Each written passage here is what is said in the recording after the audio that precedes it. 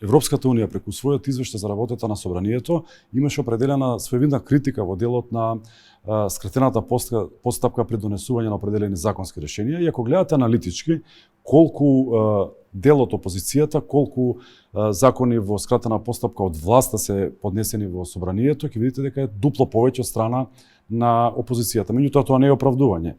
Не би кажал дека се злоупотребува европското знамење, туку напротив се стреми она што ќе го достави владата, и пак ќе повторам, единствена институција која што определува дали законското решение ќе биде со европско знаме или нема да биде е владата. Собранието постапува по однос на таквото добиено решение. Така да мислам дека за сега се работи врз основа на стремежот да се усогласи македонското законодавство со регулативите и целокупното законодавство на Европска унија, што и може да потврдиме дека е висок степенот на хармонизација и усогласувањето на двете законодавства.